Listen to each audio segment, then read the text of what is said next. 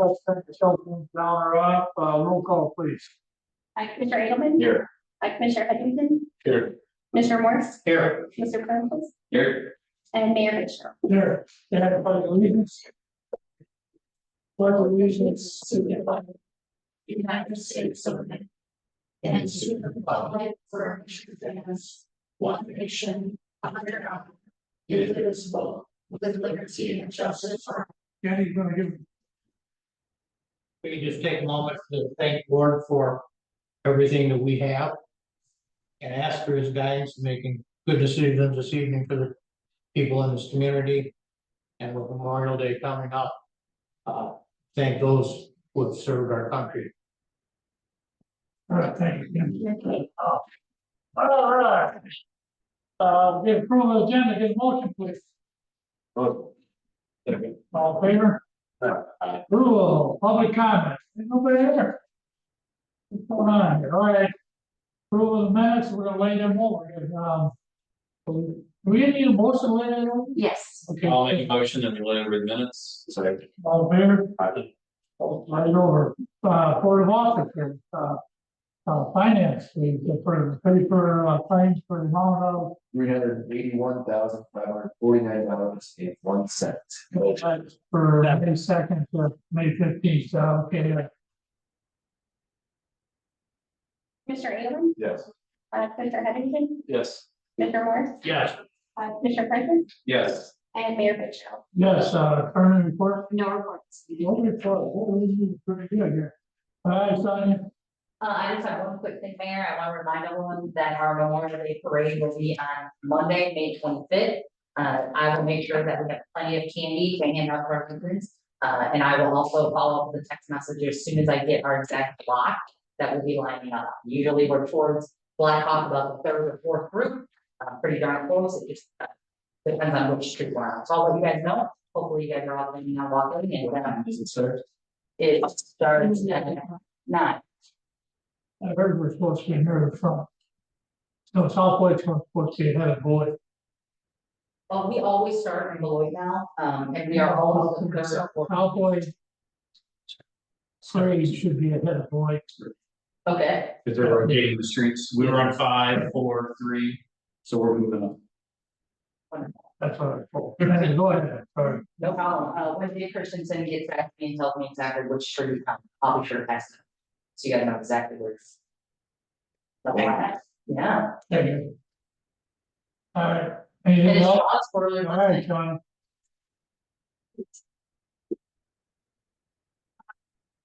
We start off with the new development and construction, Prairie Commons. I have 5 single family lots that are 5 single family homes that are in review right now.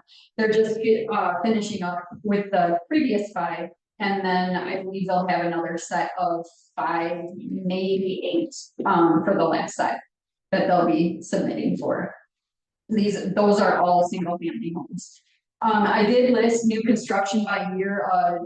I think it was last quarterly report. I said that I would break that down for you. So I've listed from 2019, those were as far back that I had the records for, and then through 2026, so far we had 10 for 2026. So that's a list from 2019 then. And then I also broke them down as to what, if they were single family, duplexes, fourplexes, that stuff.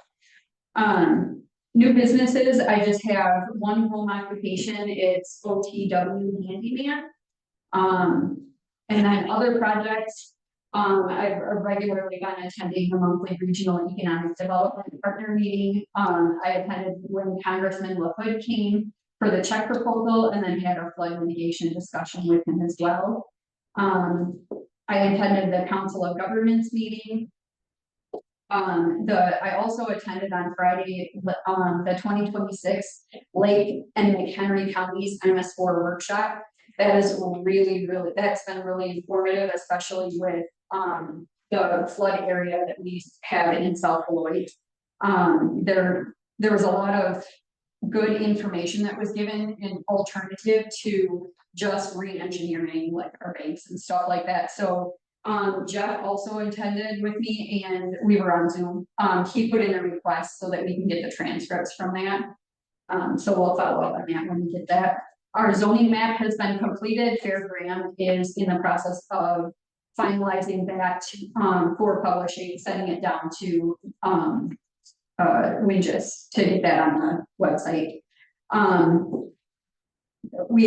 attended the Memorial Day Parade, meeting on last week with, Austin from the fire department and, Chief, Truman from the police department.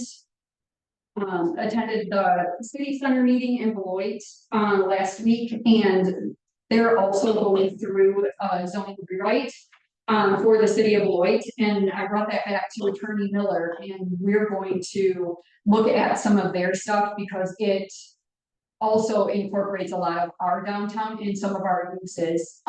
So where that would fit in with South Beloit stuff or ordinances, that's what we're gonna look at doing as well. So it'll be a little bit more cohesive for everybody. I've attended the Illinois land meetings. Finalized, I have a couple of things on here from last time, I'm sorry. The compliance agreement, we're still working on that, and IDOT Highway 2 Prairie Hill State Line, we attended that meeting. For planning and zoning, we've had regular meetings being held, a lot of things going on, especially with the zoning map project. That was a humongous undertaking. There have been various permits that have come in. Again, we're right in the middle of construction season. It seemed to start off early this year, and then we kind of had a little bit of a lull, between February and March.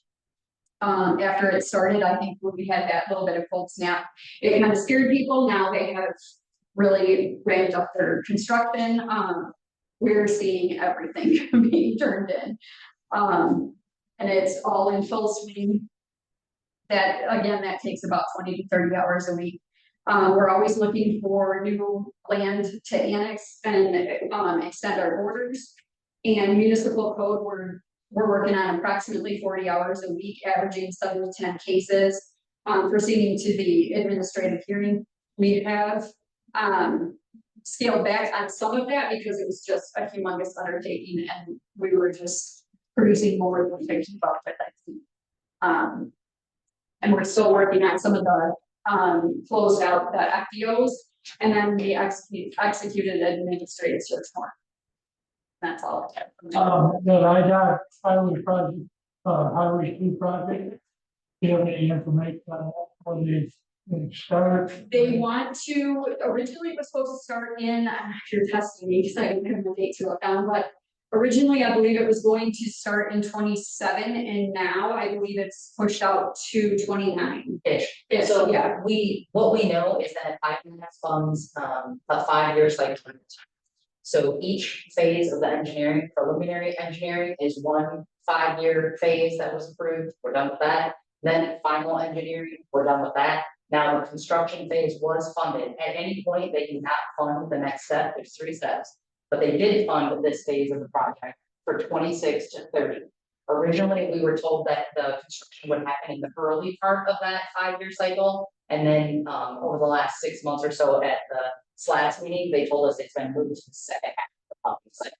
So that tells us 29 is more.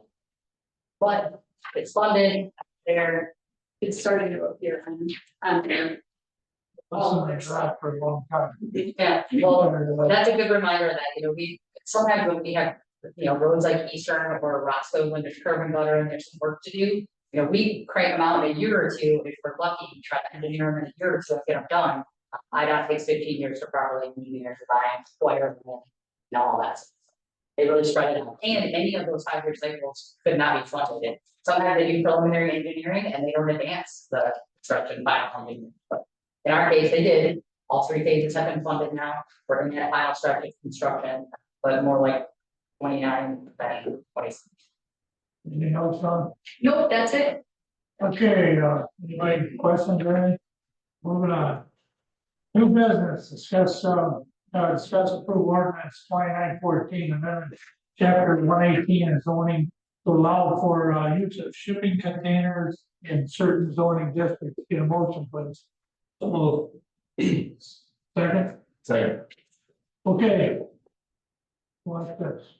I'll take it. Uh, So this is an ordinance that went to, I'm sorry, this is a topic that went to the planning and zoning commission. To have storage containers in certain commercial areas, not in residential. We've had over for the last, I think, 2 years, we have had a lot of conversation. People calling and interested in having containers as storage. One of the things that we put this in front of the ZBA or the Planning and Zoning Commission for discussion. One thing that everybody was adamant on is they did not want them in residential because we don't want to have any chance of habitation. So in the ordinance, you'll see that they are for commercial and urban transitional areas. And it goes by the acreage as to how many you can have on your site. They cannot be stacked for any reason. And they can't be used for habitation. If somebody wanted to use them as a boutique or a coffee shop, something like that, they can use them for that. Obviously, still have to go through all of the proper permitting and all of that stuff. These are only allowed through special use process. Yeah, I know, I text you and everybody, not everybody, but most people, and I know when I read this. I read down there and it says if used in shipping containers, and this was in for business or anything like that. I still think there should be just a line that says cannot be used for for living in, or even if it's in business or whatever. There should be something. In the ordinance, in our regular code of ordinance. I know, but I'm in the just saying. definition. No, I'm just saying, in the definition, there is habitation and then there is for using it for other ways. If it's habitation, that's living in it. So as long as it doesn't say that it can be used for human habitation or a dwelling unit or anything like that, it can't be used for that. Well, that's the problem. You look in the other ordinance to find out what you can do in this ordinance. Or if it was in this ordinance where it says container of use human occupancy. At the beginning of the zoning section, there's the definitions. That's what I meant. Yes, so I think the point that Sean is trying to make is whenever we're amending an ordinance, right? This is just all this document is the document that goes to municipal code corporation. And then they will incorporate these revisions into your overall zone, your overall chapter for the police department or whatever. So all of this language is read in conjunction with all of the other provisions. The purpose of why we print these is just to give the codifier the notification of what provisions they need to change. There is a difference in the zoning code between human occupation and of a property or of a structure, the ability to occupy a structure and the ability to use it for habitation purposes, right? Like for shipping containers, if they're allowed to be used, like I will use the example in Love's Park, the Mercado, right? You do allow human occupancy in those shipping containers. People are eating in them, they are dining in them, they're shopping in them, so they are allowed to be occupied. However, they're not allowed to be used as a dwelling. Our ordinance, even as it's revised, states that same thing. They cannot be used as a dwelling and they cannot be used for human habitation as a dwelling. And that's very clearly stated in the code. So no one should be confused. I was. No, I know, but I'm just saying when it's read in conjunction. I know, I mean, to me, if it was right in there, you had it right in there, no human, no living quarters, period. That way, you don't have to look at another code to see it, but when they codify it, they put it all together and we'll read it then, I guess. I don't like it, the gray area, when you read this, all of a sudden it talks about this how many containers you can put in the urban transitional, heavy industrial, blah, blah, blah. And down here, you go down 3 more paragraphs and it says shipping container involves human occupancy related to the primary use. occupancy means people in, put in the container for me. And that's true, to be clear, that's right. You can be, People in will- it, like, you so. can be in them. You've been to Rexon. Let's see that. I'm just saying, this is what I've read. I'm not going by what I've seen. I'm reading this. This is all I was doing. So it states, if the use of a shipping container involves human occupancy related to the primary use or business located on the property, they can be occupied for business What if they purposes. have living quarters? They're prohibited from being able to be used for as a dwelling. And the ordinance very specifically states that on the first page. Under no circumstances shall one or more shipping containers be used as a dwelling. That's how we define someone living in something in our code. We Well, use the term dwelling. That's correct, and it's right there. So I think that that's what you were looking for. yeah. Does that make sense? Alright.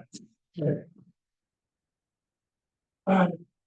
Megan, Commissioner Huntington, Yes. Commissioner Morris, Yes. Commissioner Frenchie, Yes. Commissioner Edelman, Yes. Mayor Fitzgerald. yes. Discuss approve ordinance 2915, amending section 86-211, 86-212, 86-213, 86-214, 86-215, 86-216 for the code of ordinance for city of South Point, regarding permits for certain events. For the city of South Point, need a motion, please. So moved. Second. All right, who got this? Probably Megan. So when we were doing when we had St. Wind Motorcycle Club come in and they wanted to barricade the roads, I noticed that the permitting process for block parties, any barricading roads, there was not really a application for them to fill out. It wasn't really defined in our code. And so what this does is it defines those, what the process is for requirements for them to be able to come before council. So we have everything checked off. They have to fill out an application, if they have to have insurance, things like that. It makes it a little bit more streamlined so that it's not just someone calling and saying, hey, I want to block off the road. Okay, we'll just put it on the agenda because that's what they've done in the past. So it just makes it a little bit more, there's a paper trail of all the things that have to be done prior to them going on and stuff like you guys. Creating a process for, should have a process. Yes, yes. Yeah, so previously, we would bring every special event to the council, and about a year ago, we had a handful of those from people on the church up at Beloit every year. It's very easy, we don't want to hold them up, we don't want to delay the process of them being able to get approval for their special event. So we started boiling together what are like the handful of red flags, is kind of what Connor and I were calling them. Are they trying to sell something? Are they gonna have alcohol? Is there a potential need for security? You know, all the things that might cause a actual need for council, are they gonna be closing a road? If they hit any of those red flags, we want the event to come to you and explain the event in public. If it's very simple, they're not hitting any of those markers, then we want to be able to administratively approve them in house. So that's kind of what started this, but this ordinance is another one that's kind of in the works for about a year. So I don't know if, you know, I don't know, I'm not saying anything to add to that, but this was a Dave Kalinkus, Tracy Patrick, you know, everyone has kind of passed this around and adopted it a little bit more. I still don't know if it's perfect, but at least it gives us something to kind of start with. I know that one of the issues that was raised was with regard to security and making sure that there is, you know, private security at events where that's necessary. And we can certainly add some language to the ordinance if you would like, but there is also nothing prohibiting the city from taking the position that private security would need to be a requirement before approval would be issued. How is it determined if something? Yeah, well, that's, that was my. When an application comes in, there's a team meeting and consultation between the city clerk, chief of police, community development, streets, if there's a need again for barricades. And that's when the determination would need to be made as to whether or not this is an event in which private security is going to be suggested. I don't think we should have, I think that should be in the application, right in the application, responsible for your own security, period. And then that, all that does is it takes us out of the whole equation. So that we think, well, you might need 10 people, we might know It's up to you. If you come to here and want to have an event, we don't even have to talk about it, okay? You provide your security. If you don't, because you're responsible for everything that happens. We're not. Sure. We don't want to put you guys. I think the city clerk can add that requirement to the application. I did absolutely. That's all I was concerned. Or anybody else? Moving on, get a vote. Commissioner Morris, Yes. Commissioner Prentice, Yes. Commissioner Edelman, Yes. Commissioner Heatherington, Yes. and Mayor Fitzgerald. Yes, discuss approve resolution 6705, adopting South Beloit Police Department towing policy and agreement. Motion, please. So move. Second. Chief. This does two things, right now, we have three documents, an application policy and agreement, so we just have to fill out. We approve, so the first thing is we combine the policy and agreements and makes such two separate documents. And then we're sending out the single application.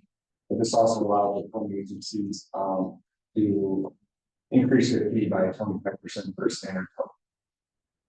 That was And we're triggered gonna with get fuel. more expensive. honey. Would you say So something? that was triggered with fuel costs. That's kind of what we believe. Anybody else? Second, please. Commissioner Prentice, Yes. Commissioner Edelman, Yes. Commissioner Heatherington, Yes. Commissioner Morris, Yes. and Mayor Fitzgerald. Yes, discuss approve resolution 6706, approve a settlement agreement with the state of Ernest Ford Jr.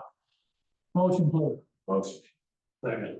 Mayor, this is just a final draft of a settlement agreement. This is a matter that the council discussed at the last council meeting. It was the request of Tammy Olson that the council consider lowering the memorandum of judgment that was reported against the property in this case, in which she was appointed as the estate administrator. So the settlement agreement references the $7,500 that the city indicated, or the council indicated at the last meeting that it was an agreement with. That would be paid at closing in the event the property is ever sold.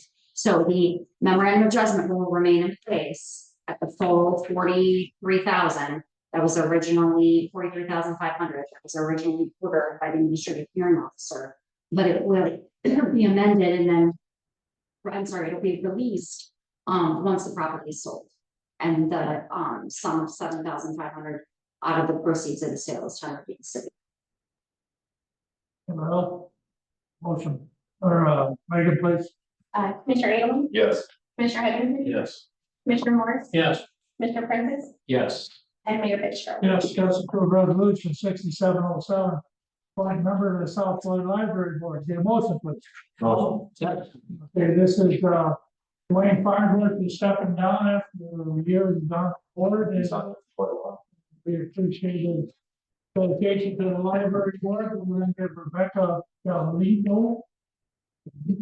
That's pretty close, as replacement, anybody else?